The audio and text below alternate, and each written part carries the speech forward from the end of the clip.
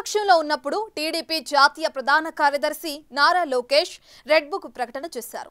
కూటమి ప్రభుత్వం ఏర్పడగానే రాష్ట్ర రాజకీయాల్లో ప్రకంపనలు రేపుతుంది.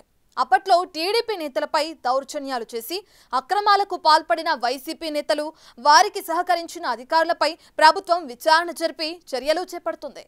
రాష్ట్రంలో రెడ్ బుక్ రాజ్యాంగం నడుస్తుందని వైసీపీ అధ్యక్షుడు జగన్తో పాటు ఆ పార్టీ నేతలు పదే పదే ఆరోపణలు చేస్తున్నారు. ఇక ఆ క్రమంలో ఇంతకాలం బ్లూ బుక్ జపం చేసిన జగన్ తాజాగా డిజిటల్ బుక్ పేరుతో యాప్ను ప్రారంభించారు. పార్టీ కార్యకర్తలకు అండగా నిలిచేందుకే డిజిటల్ బుక్ అంటున్నారు.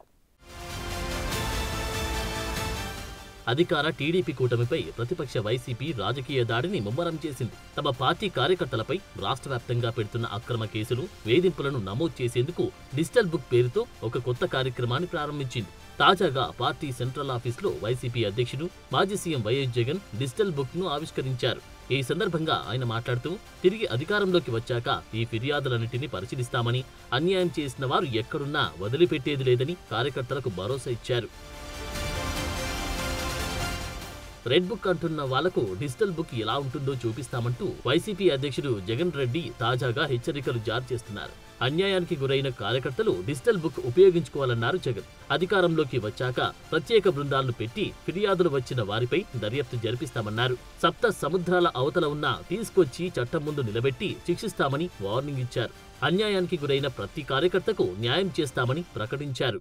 ఇది అన్యాయానికి గురైన ప్రతి కార్యకర్తకు ఇది ఒక శ్రీరామ రక్ష. నేను ఈరోజు చెప్తా ఉన్నా, ఆ ప్రతి డేటా కూడా ఆ డిజిటల్ డైరీలో నమోదై ఉంటుంది. రేపు పొద్దున మనం అధికారంలోకి వచ్చిన తర్వాత ఈ డిజిటల్ డైరీలో నమోదు చేసిన ఈ కేసులను మీద ప్రత్యేకమైన బృందాలను పెడతాం.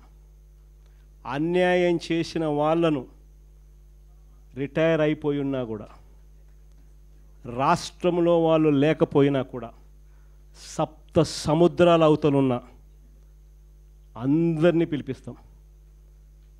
చట్టం ముందర నిలబెడతాం.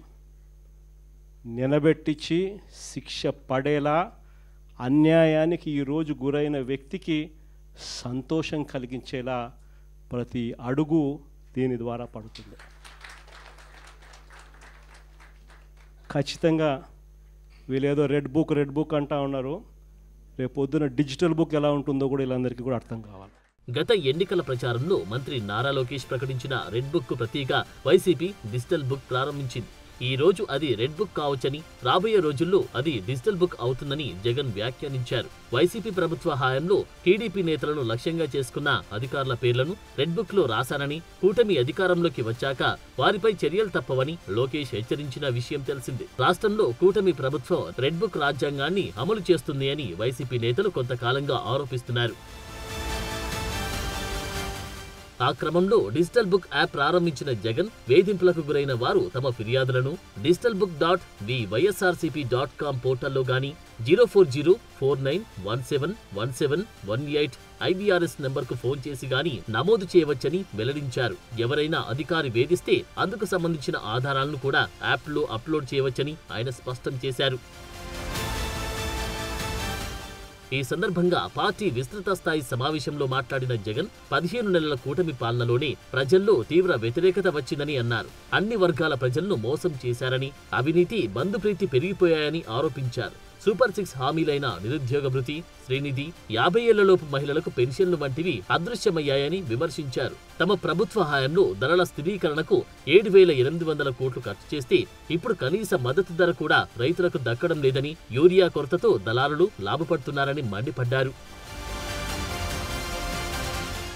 ముఖ్యమంత్రి చంద్రబాబు ప్రజల్లోకి వెళ్లే పరిస్థితి లేదని, సజావుగా ఎన్నికలు జరిగితే ఆయనకు డిపాజిట్లు కూడా రావన్న విషయం చంద్రబాబుకు తెలుసంటూ జగన్ మరోసారి ఎన్నికల నిర్వహణ తీరుపై, ఈవీఎంలపై అనుమానాలు వ్యక్తం చేశారు. అందుకే ఎన్నికలు సజావుగా జరిగేలా చంద్రబాబు చూడరని, కాబట్టి మీరు గట్టిగా నిలబడాలి, పోరాడాలి అని వైసీపీ శ్రేణులకు పిలుపునిచ్చారు. వైసీపీ స్థాపించి 14 ఏళ్లు అయిందని, పార్టీ ఇంత బలంగా ఉండడానికి కారణం వైసీపీ ఫ్యామిలీ అని పేర్కొన్నారు. ప్రతి కార్యకర్త పార్టీని భుజాన వేసుకున్నారు అని, మొన్న ఎన్నికల్లో అందరూ ఒకవైపు, మనం ఒక్కరమే ఒకవైపు పోరాడామని, అయినా 40% ఓట్లు సాధించామని, అందుకు కార్యకర్తలే కారణమని అభినందించారు.